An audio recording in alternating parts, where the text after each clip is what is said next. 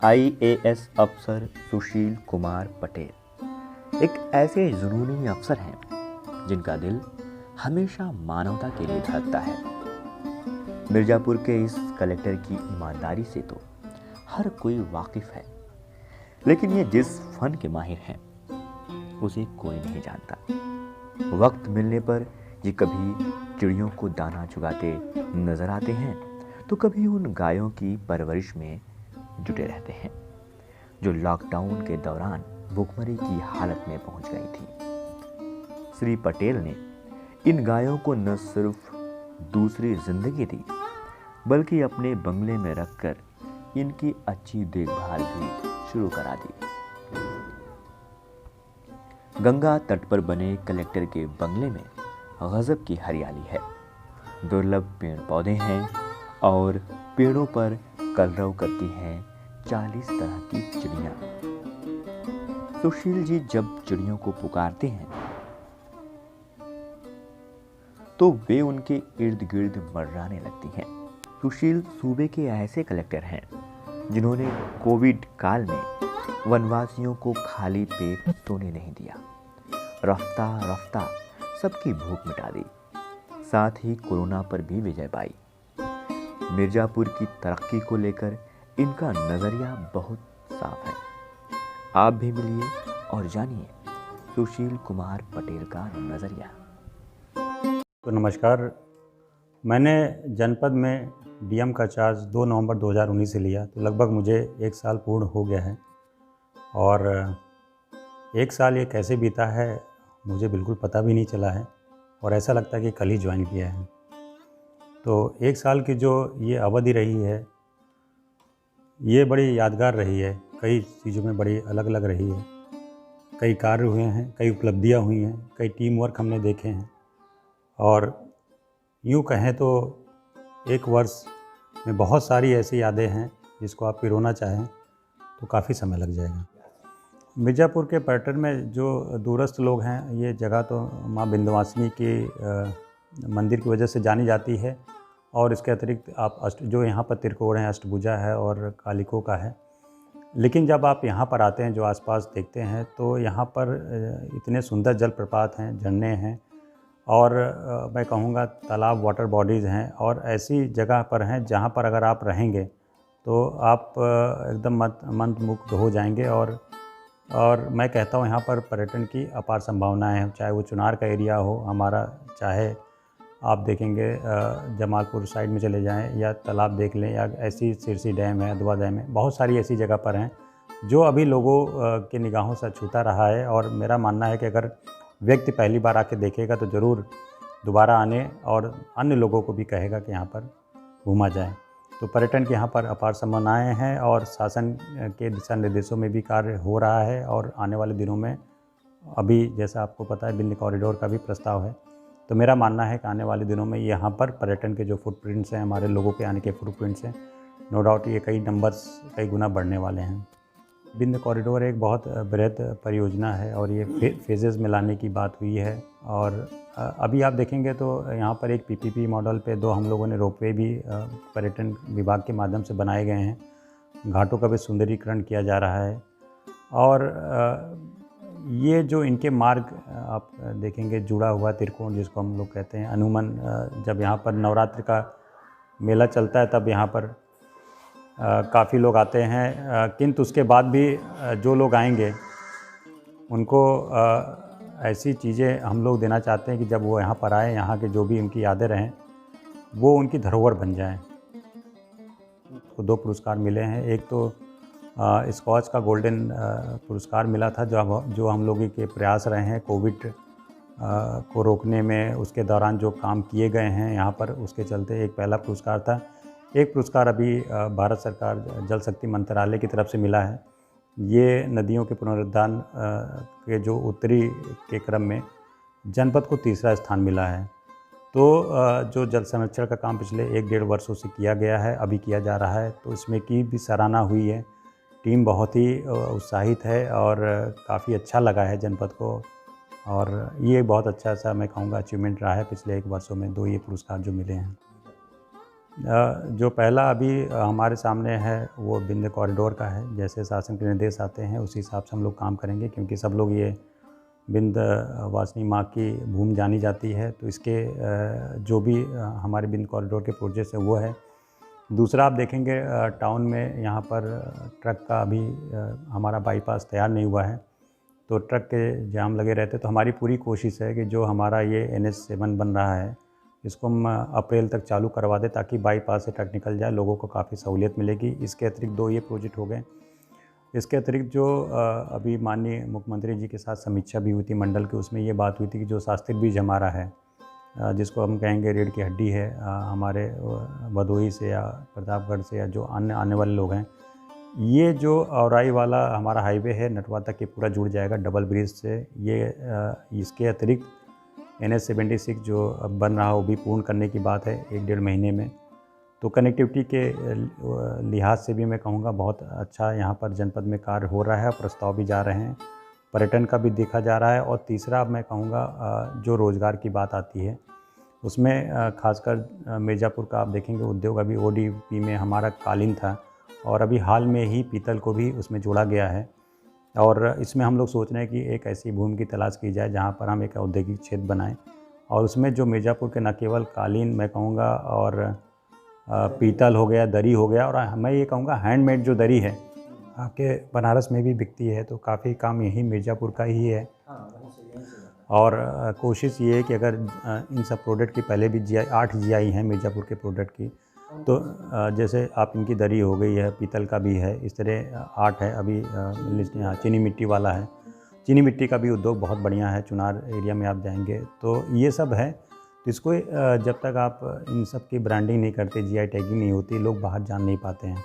और उद्योग को अगर आप एक अलग स्तर पे ले जाना चाहें जहाँ पर लोगों को रोज़गार बहुत लंबे बहुत उच्च स्तर पर मिले और लोगों को सही दाम मिले, तो उसके लिए ब्रांडिंग बहुत ज़रूरी है। और ख़ासकर एक ऐसा एरिया हो जहाँ पर ये सारे उद्योग फल फूल सके आने वाले जनरेशन में भी, ताकि जो ये कला ये प्रतिभा हम लोगों में है वो एक पीढ़ी से दूसरी पीढ़ी तक जाने के लिए कोई ना कोई माध्यम चाहिए, और उसी माध्यम के लिए भी हम लोगों ने और सरकार की तरफ से भी काम हो रहा है। इसमें अलिया क्षेत्र है, लालगंज का क्षेत्र है, जहाँ पर मुसहर जात के लोग हैं, गरीब तबके के लोग हैं।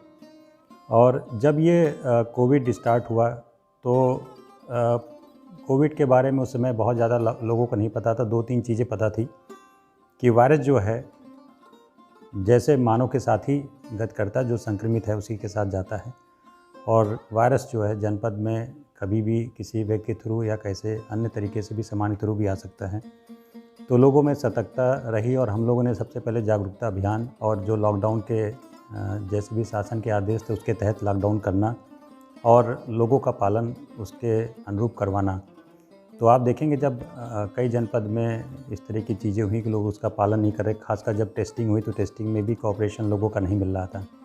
तो मैं कहूँगा जब मैंने 2 नवंबर को ज्वाइन किया, 2 से लेके ये मार्च 20 तक, मैं और कप्तान साहब कई बार यहाँ पर फुट मार्च भी किया, लोगों से मिलना बहुत हो गया था, तो लोग जानने भी लगे थे। तो हमें इस तरह की दिक्कतें नहीं आई कि टेस्टिंग को लेके या लोगों का कोऑपरेशन, ये सब बड़ा अच्छा रहा। और इसके पहले भी 2-3 चीज़ें ऐसी हो गई थी कि जिसमें यहाँ की कानून व्यवस्था भी बहुत सुदृढ़, मैं कहूँगा गंगा जमुनी जो तहजीब की बात होती है वो आप यहाँ पर देख सकते हैं, और कहीं से भी कोई इस तरह की समस्या नहीं आई। जब बात आई कि लॉकडाउन के बाद लोगों का रोज़गार छीनने लगा, कुछ ऐसे लोग हैं जो रोज़ कमाते थे, रोज़ खाते थे, और उनके तक पहुंचना भी थोड़ा कठिन होता है, क्योंकि आपको पता ही कई बार नहीं होता है। तो इसमें पूरी एक टीम लगी थी, और टीम में मैं कहता हूं जनपद का हर व्यक्ति हमारे साथ लगा रहा। इसमें चाहे नौकरी पेशा लोग हों या समाज सेवी हों या व्यापार मंडल के लोग हों या पत्रकारिता के माध्यम से भी हमें काफ़ी मदद मिली है। तो ये हमारी पूरी टीम जो लगी रही लोगों तक पहुंचना, और लोगों तक पहुंचने के बाद शासन के अनुरूप और उनसे जो सहायता राशि है, चाहे खाद्य के रूप में हो चाहे भोजन के रूप में हो, इस रूप में पहुंचाने के लिए उस टीम ने बड़ी अच्छी मदद की है। और ये मैं कहूँगा पूरी टीम वर्क की ही सफलता है, जिसमें हम लोगों ने इस कोविड लड़ाई को शुरू किया है और अभी तक हम लोग उसको लड़ते हुए भी आ रहे हैं। हमें पहले ये मैप आउट किया था कि लोग हमारे कहाँ कहाँ पर है, और ख़ासकर जैसे आपने कहा कि कुछ लोग ऐसे हैं कि जो जंगल एरिया में भी रहते हैं, तो उनकी मैपिंग भी स्टार्ट की थी, हम लोगों ने शुरू किया है। और उसको शुरू करने के बाद जब ये पता चला कि लॉकडाउन हो गया और ये रोज़ कमाने खाने वालों में से हैं, जिसमें से हमारे काफ़ी इसमें पत्तल बनाते हैं, और आप देखेंगे दातून भी जो बनारस में रेलवे स्टेशन पे है, और वो सब यहीं से जाता है। तो इस पे प्लानिंग बड़ी बेहतर तरीके से की गई, और हमने सबसे पहले तो ब्लॉकों में भी किचन शुरू किया था। और ये किचन भी ऐसा था कि वहाँ में खुद नहीं, हमें सिर्फ वहाँ बनाना था। बनाने के बाद हमने मोबाइल किचन भी शुरू किए थे कि जहाँ भी लोग ऐसे हैं वहाँ पर रोज़ हम जाते थे, और रोज़ का रोज़ वहाँ पर खाना भी जाता था। उसके बाद एक कंट्रोल रूम भी खुला, एक के बाद फिर हमने हर ब्लॉक पे कंट्रोल रूम खुला। तो जैसे भी फ़ोन कॉल आता था वैसे करने लगे। फिर एक बात ये भी उठी कि खाने का कोई समय नहीं होता है, तो 24 घंटे में कभी भूख लग सकती किसी को भी। फिर हमने एक किचन ऐसा भी किया जो 24/7 भी चला। तो खाने का जो रोज़ का रोज़ है वो काफ़ी हद तक पहुँचता गया। इसके अतिरिक्त कई ऐसी संस्थाएं और खुद अपनी पहल से हमारे पास लोग आए जो खुद मदद करना चाहते थे। उनको भी काफ़ी पता था कि हम कहाँ पर मदद करेंगे, तो उनके एरिया भी बढ़ गए थे कि हम आज यहाँ पर देख लेंगे, हम इनको देख लेंगे। तो ये बड़ा मददगार रहा, और पूरी मैं कहूँगा सभी लोगों का सहयोग था कि राशन पहले तो जो शासन तरफ से, और राशन के अतिरिक्त यदि राशन मिलने के उपरांत भी वो भोजन नहीं पा रहे हैं या नहीं मिल पा रहा किन्हीं कारणवश, जो मे बी कि नहीं दे पा रहे हैं, तो उन तक पहुंचने के लिए पूरी टीम ने बड़ी मेहनत की और प्रयास भी किया, और अभी जारी भी है ये। एक चीज़ बड़ी अच्छी लगी जब हम लोगों ने एक गांव में भी प्रधानमंत्री आवास के तहत 8 मुसहरों को, फैमिली को भी उनको घर बना के जून में दिया। और जब ये बारिश शुरू हुई तो उन लोग के आँखों में चमक और होठों पे मुस्कुराहट थी। वो मुस्कुराहट इसलिए थी कि पिछले के वर्षों में जब भी पानी आता था तो उनके घर में पानी छान से, जिसको कहते कच्चे घर में, चूहता था, टपकता था। लेकिन इस बार जब इनको आवास मिला तो आवास मिलने के बाद उनकी मुस्कुराहट और आंखों में चमक देखने को मिली, जो बहुत अच्छा लगा मुझे भी कि उनको भी बचाव हुआ। और जब आप फील्ड में निकलते हैं, आपकी टीम निकलती, लोग निकलते हैं, तो वो कहाँ पर हैं, कैसे हैं, उनकी क्या परेशानियाँ, इसके बारे में आपको पता भी चलता है, लोगों से बात करते हैं। तो एक तरह से जो ये भ्रमण का था और लोगों के बीच में जाके बैठना, उनकी इसके चलते भी चौपाल भी काफ़ी लगे थे हमारे और अन्य अधिकारियों के भी। तो हम लोग भी प्रतिदिन बात भी करते थे कैसे कहाँ पहुँचना है। तो ये मैं कहूँगा जो पिछले 4-5 महीने में हम लोगों ने वर्क कर लिया था वो काफ़ी मददगार रहा इन लोगों तक पहुँचने में। वर्षों में हम लोगों ने देखा भी था कि लगभग 47 जो हमारे ग्राम पंचायतों में टैंकर हैं, उनकी भी मदद ली जाती थी सीखड़ और पटेरा कला ब्लॉक में पानी पहुँचाने के लिए। लेकिन पिछले वर्ष और इस वर्ष भी मैं कहूँगा काफ़ी काम हम लोगों का जो है जल संरक्षण में हुआ है। और जल संरक्षण में न केवल नदी का पुनरुद्धार बल्कि तालाबों का साफ़ सफाई और नए तालाबों का बनना, और इन सब में जल संचय। आप देखेंगे कि यहाँ का जो जल स्तर है वो काफ़ी उठा भी है। मैं अभी पढ़ भी रहा था, लगभग 1.25 मीटर जल स्तर उठ गया है। और इस बार तो ये भी अच्छा था कि मानसून बहुत बढ़िया रहा है, तो लोगों के पास मुझे इस बार टैंकर चलाने की दिक्कत नहीं हुई। और जो रिबोर वाली इश्यूज़ हुआ करती थी, हैंड पाइप जो सरकारी हैं, हमारे यहाँ एक चीज़ और अच्छी है कि एक हैंड पाइप पे जो डेंसिटी हमारी 55 की है, और जबकि अनुमान आप देखेंगे कहीं और किसी अन्य जनपद में तो ज़्यादा रहती है। तो रिबोरिंग करवाना फरवरी मार्च में और पूरी तरह से हम लोग को मुस्तैद रहना। इस बार इस तरह की कोई भी समस्या पानी की आई नहीं, और ना टैंकर ही चलाने पड़े हैं। तो ड्रिंकिंग वाटर का काफ़ी अच्छा रहा इस वर्ष। बारिश भी अच्छी हुई है। और एक चीज़ और बताना चाहेंगे, बारिश अच्छी हुई है और जो लोग बाहर से आए थे उनका भी हम लोगों ने बहुत अच्छे से उपयोग किया है। आप देखेंगे जो धान का पिछले वर्ष रहा है खेती का एरिया, और इस वर्ष लगभग 10 से 12% के आसपास बढ़ा भी है। मिर्ज़ापुर प्रकार की सब्सिडी उनको दे के आप देखेंगे यहाँ पर केले की खेती शुरू हो गई, ड्रैगन फ्रूट शुरू हो गया है, और कीवी भी बहुत अच्छा होता है, जिसके कीवी भी होता है। और मार्केट में आप जाएंगे तो इनके रेट भी अच्छे मिलते हैं, तो किसान काफ़ी खुश है। मैं गया भी था, इंटरेक्ट भी किया था। तो ग्लास हाउस बना के उसमें खेती करना, खरबूजे की खेती भी हुई थी नवंबर दिसंबर में। मैं खुद गया था जब उन्होंने स्टार्ट किया। और सबसे अच्छी बात इन सब की क्या, कम समय में तैयार हो जाता है फसल, क्वालिटी अच्छी होती है। ड्रैगन फ्रूट आपको मिर्ज़ापुर में अभी ले चलूँगा। और ये जो कछवा का एरिया है और इस आवाज़ से मुश्किल से 3 किलोमीटर दूर पे है, तो यहाँ भी शुरू करवाया है। और फ्रूट्स हमने खुद भी टेस्ट किए हैं, बहुत अच्छी क्वालिटी का है, क्वालिटी है और आप उसको पसंद भी करेंगे। और एक फ्रूट का मार्केट बताया जाता है 100, 120, 200 रुपये, जैसा भी आप बेचिए। तो वो सब चीज़ें हैं, और एक फ्रूट आपका इतना बढ़िया होता है। तो किसानों में भी रुचि जगी है, और हम लोगों की तरफ से भी उनके साथ समन्वय करके किया जाता है। क्योंकि ये सब खेती ऐसी है कि आदमी जब पहली बार करता है तो उसके लिए रिस्क होता है कि हम ये लगा रहे हैं, होगा कि नहीं होगा, और बीज जैसे हैं। तो बड़ा दिल चाहिए, लेकिन विश्वास करते हैं और उन लोगों को वाजिब दाम मिल रहा है तो अच्छा लगता है सब कृषि में जो चीज़ें हो रही हैं। और साथ में जब हम लोगों ने भी एक चिलिंग प्लांट भी खोला है रुर्बन मिशन के अंतर्गत, जिसमें उसमें दूध जो किसान भाई आते थे, बीच में अभी कोविड के समय मुझे शिकायत मिली कि जो लोग दूध बेचते थे उनके दूध 15-16 रुपये 20 रुपये में किलो होते, तो फिर हमने एक किया, सुनिश्चित किया कि 32 से नीचे कोई नहीं ख़रीदेगा, चाहे वो जो हो। उसके बाद हमने चिलिंग प्लांट भी लगवाएं और बहुत अच्छा स्टार्ट हो गया। तब इस सारे किसान भाइयों के दूध भी जो भी देना चाहे देता है, वाजिब दाम में ये बनारस जाता है, प्रयागराज जाता है। तो हम लोग भी कोशिश है कि इनको नए मार्केट और नई चीज़ें दी ताकि उनकी आय में बढ़ोतरी हो। मुर्गों में देखेंगे आप, परंपरागत तरीके से होती है जो फार्मिंग, वो तो हो ही रही है। और यहाँ पर आपने कई जगह देखा होगा। अभी हम लोग बात कर रहे थे कड़कनाथ के चूजे देने की, कड़कनाथ के चूजे की। और कड़कनाथ का जो मुर्गे की मीट की बात की जाती है तो बहुत अच्छा है, इसमें प्रोटीन कंटेंट बहुत ज़्यादा होता है और काफ़ी लोगों को यहाँ आसपास लोगों को पता है। ये ज़्यादातर एमपी में होता है और चुनार में यहाँ पर काफ़ी लोग करते हैं। और इस बार हम किसानों को जो पोल्ट्री करना चाहते हैं उनको हम वो भी चूजे प्रोवाइड करवा रहे हैं कड़कनाथ के।